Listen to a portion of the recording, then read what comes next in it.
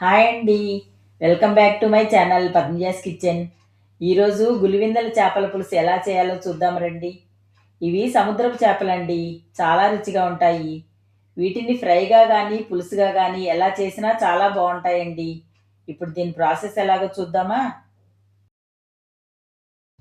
గులివిందల చేపల పులుసు కోసం నేను 1 కేజీ చేపలు తీసుకున్నానండి. ఈ చేపలను పైనున్న పులుసు క్లీన్ చేసుకుని 2 to 3 టైమ్స్ శుభ్రంగా కడిగి ఒక ప్లేట్లో పెట్టుకోండి. ఇప్పుడు ఈ చేపలను మ్యారినేట్ చేసుకుందామండి.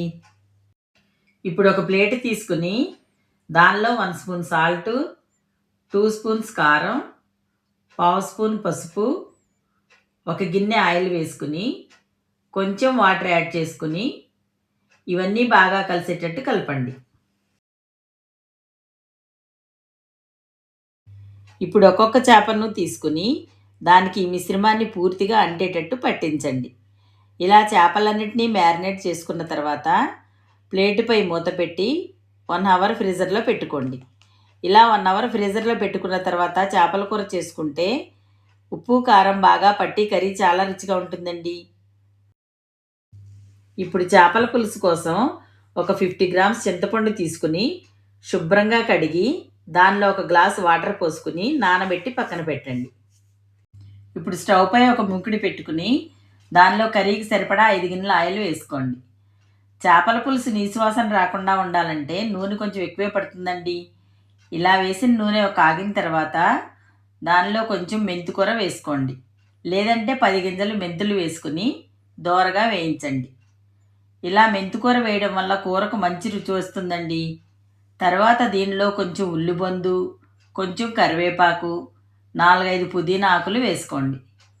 ఇవి కొంచెం వేగిన తర్వాత దానిలో ముందుగా కట్ చేసి పెట్టుకున్న 4 మీడియం సైజు ఉల్లిపాయ ముక్కలు వేసుకుని కలుపుతూ ఉల్లిపాయల్ని కొంచెం మగ్గే వరకు వేయించండి. ఇలా కొంచెం మగ్గిన తర్వాత దానిలో 1 స్పూన్ అల్లం వెల్లుల్లి పేస్ట్ వేసుకుని ఒకసారి అంతా కలపండి. తర్వాత 2 స్పూన్స్ సాల్టు, 1/2 స్పూన్ పసుపు వేసుకుని అల్లం వెల్లుల్లి పచ్చివాసన పోయే వరకు వేయించండి.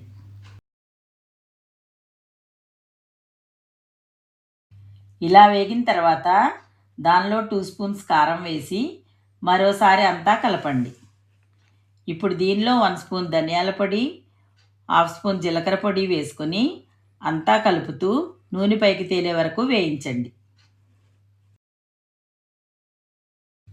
ఇలా పూర్తిగా మగ్గి నూనె పైకి తేలుతున్నప్పుడు దానిలో 3 టమాటాలను పేస్ట్ చేసుకున్న టమాటా ప్యూరీ వేసుకుని టమాటా ప్యూరీ పచ్చివాసన పోయే వరకు వేయించండి. ఇలా వేగిన తర్వాత దానిలో మనం ముందుగా రెడీ చేసి పెట్టుకున్న చింతపండు పులుసు వేసుకుని అంతా బాగా కలపండి. ఇప్పుడు దీనిలో మీకు పులుసు ఎంత కావాలనుకుంటే అన్ని వాటర్ యాడ్ చేసుకోండి. ఇప్పుడు ఈ పులుసును బాగా మరగనివ్వండి.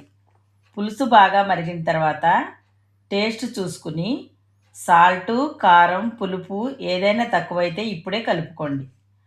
నాకు కొంచెం సాల్ట్ తక్కువైందని 1 స్పూన్ సాల్ట్ యాడ్ చేసుకుంటున్నానండి.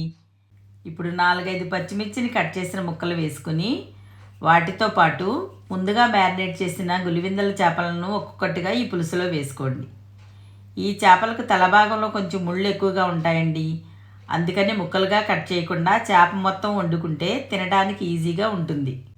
చేపల పులుసులో వేసిన తర్వాత మంటని మీడియం ఫ్లేమ్లో పెట్టుకుని గరిటెతో ఒకసారి కలుపుకుని మూత పెట్టి 10 నిమిషాలు ఉడకనివ్వండి. ఇలా ఉడుకుతున్నప్పుడు అడుగంటకుండా మూత తీసి ఒకసారి ఈ విధంగా కలుపుకోండి. చేపలు త్వరగానే ఉడికిపోతాయండి.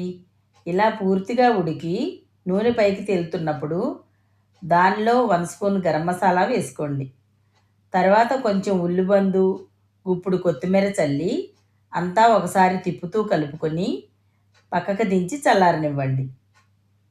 చేపల కూర ఎప్పుడైనా మార్నింగ్ వండితే ఈవినింగ్ రుచిగా ఉంటుందండి. ఎందుకంటే ఈ ముక్కలు పులుపు, ఉప్పు, కారం పీల్చుకొని చల్లారిన తర్వాత టేస్ట్గా ఉంటాయి. అంతేనండి, రుచికరమైన గులివిందల చేపల పులుసు రెడీ అయిందండి. పక్కా కొలతలతో చేశాను, ఒకసారి తప్పకుండా ట్రై చేయండి.